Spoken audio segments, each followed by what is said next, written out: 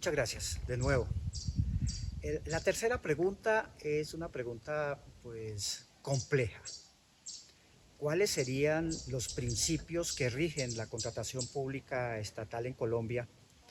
¿Y cuál de ellos, me preguntan ustedes, y gracias por por esa confianza de poder decirles y opinar?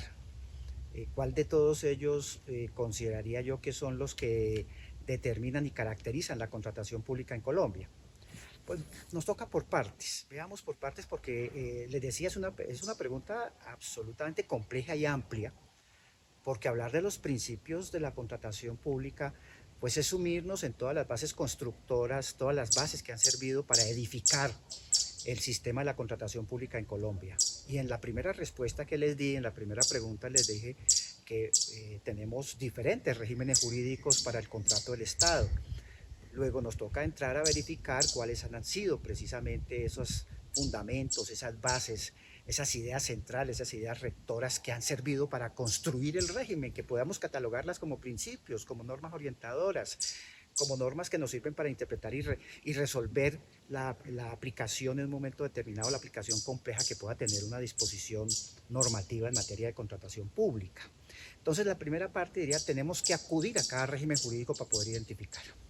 En segundo lugar, hablar de principios de la contratación también tiene una segunda complejidad, y es que yo no puedo confundir los principios propiamente dichos de toda la parte previa de selección de contratistas, que en materia de contratación del Estado es compleja y con muchas reglas y por lo tanto con muchos principios sustentadores, con lo que son los principios que rigen la figura propiamente contractual.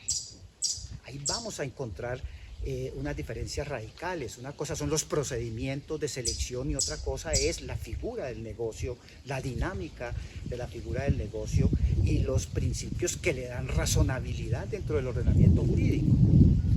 Ahí vamos a encontrar, por lo tanto, un marco muy grande. En tercer lugar, si hacemos este ejercicio ubicándonos en el marco de la Ley 80 del 93, no voy a hablar de los contratos que se rigen por el derecho privado, ni los que se rigen por tratados internacionales, llamémoslos de inversión, donde aparecen claramente señalados cuáles son los principios que los rigen y que ya les advertí tienen aplicación especial, específica y especial, ¿sí? Por tratarse de normas especiales que me excepcionan el régimen general de la contratación. Si hago una referencia al marco jurídico del contrato del Estado, les diría que para efecto de las respuestas tendríamos que ubicar como principales principios, si ustedes me permiten la expresión, de la etapa previa, o sea, del proceso de formación, lo que la doctrina conoce como la etapa de la contratación. Ahí tendríamos unos principios fundamentales. El primero de ellos, inevitablemente, que se deriva del texto constitucional, tendría su razonabilidad en el artículo primero, artículo segundo, en el preámbulo de la Constitución, en el sentido de que pues, no puede existir en el ordenamiento jurídico ninguna decisión de ningún poder público que esté por fuera del contexto del interés general. Por lo tanto, de ahí hay un reproche absoluto a cualquier posibilidad de contratación subjetiva. Luego el principio dominante es el principio del interés general y de ahí entonces vamos a concluir sobre el principio del interés general una serie de principios fundamentales. El principio de la selección objetiva, por la exclusión natural que hay frente a cualquier posibilidad de selección subjetiva. Después de ese tendríamos el principio de planeación, porque que reprocha de manera radical y absoluta, y así está contemplado en el marco de la ley, y así lo deducimos de la misma, del marco constitucional, cualquier posibilidad de improvisación en el manejo de los asuntos contractuales del Estado. La improvisación es el peor veneno que puede existir para manejar las cosas ajenas.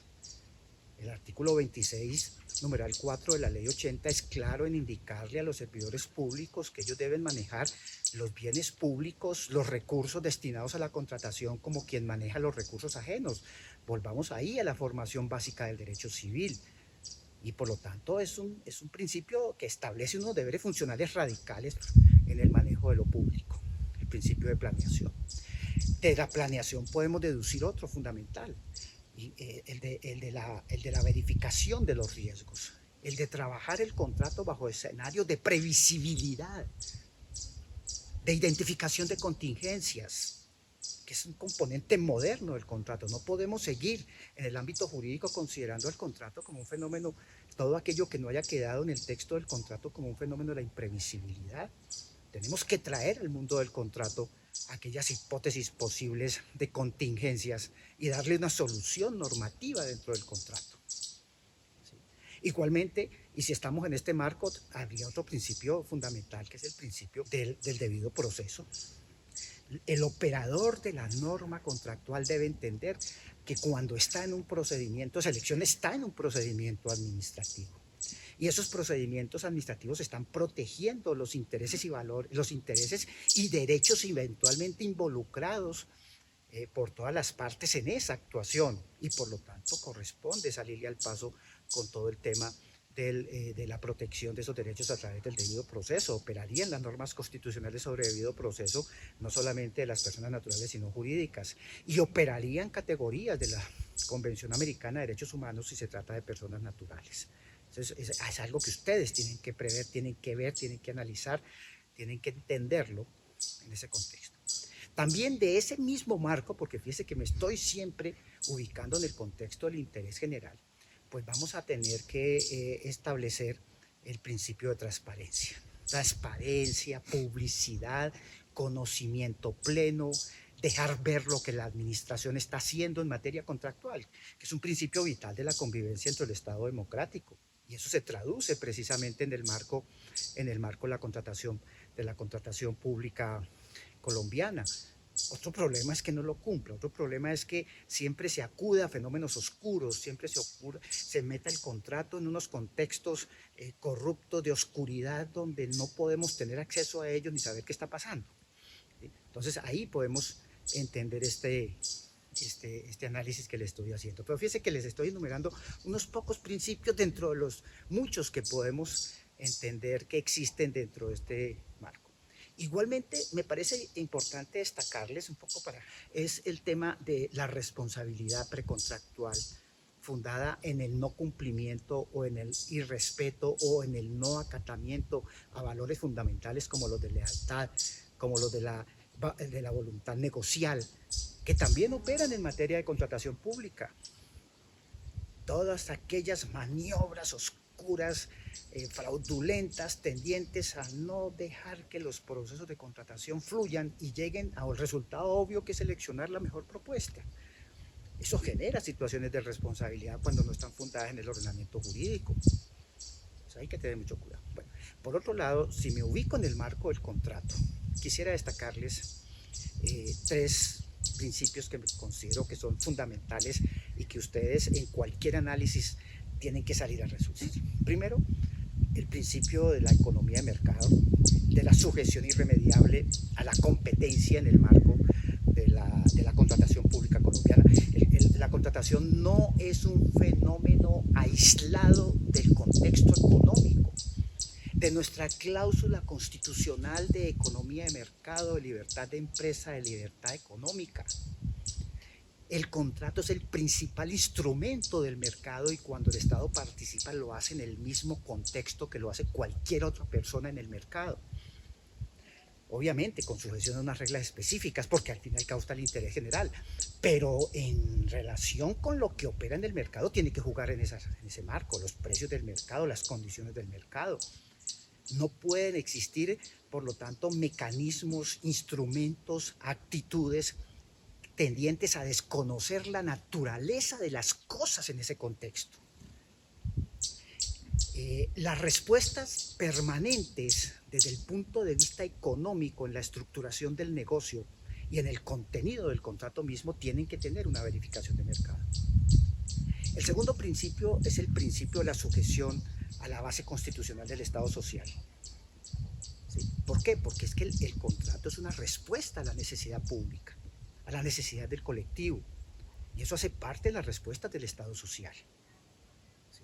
En tercer lugar, en este mismo marco, pues el contrato está sujeto a a su cumplimiento estricto y por lo tanto tiene un principio de legalidad derivado de la misma estructuración del contrato y de su contenido, como lo señala el artículo 40 de la ley 80.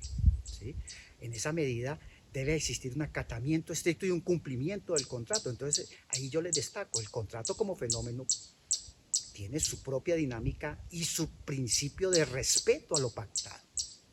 En esto el artículo 40 de nuestra ley de contratación pública nos da unos elementos muy interesantes. Nos dice que el contenido del contrato pues, es el mismo que establece el artículo 1501 del Código Civil, que adicionalmente a eso pues tendrá unos elementos esenciales, unos elementos naturales y unos elementos accidentales, remitiéndonos a la legislación civil. Pero a paso seguido nos dice que el contrato como instrumento, ya como figura autónoma, como el resultado del proceso de selección, pues va a tener que respetar un estricto principio de legalidad, que sería el del respeto al orden convencional, el respeto a la constitución política, el respeto a la ley.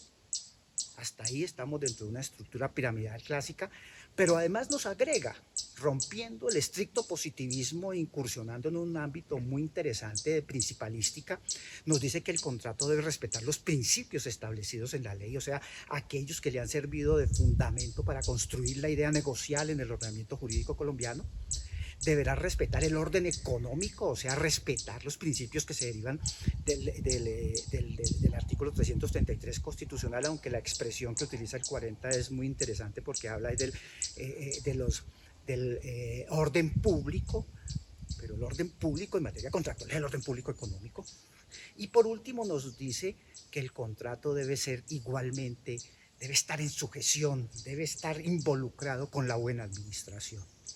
El concepto de buena administración es parte integrante de la legalidad del contrato en el derecho colombiano.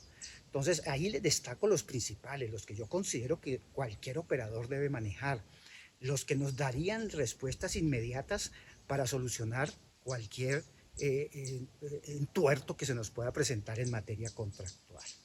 Los invito a que estudien la principalística y sobre todo recuerden algo muy importante en el ordenamiento jurídico colombiano. El artículo 3 de la ley 1437 del año 2011, que se aplica a los procedimientos administrativos y se aplica a toda situación donde deba enfrentar el eterno conflicto entre principios y reglas. Y es que el principio en el derecho colombiano es un instrumento para interpretar la ley, la norma, la regla, y para facilitar su aplicación. Muchas gracias.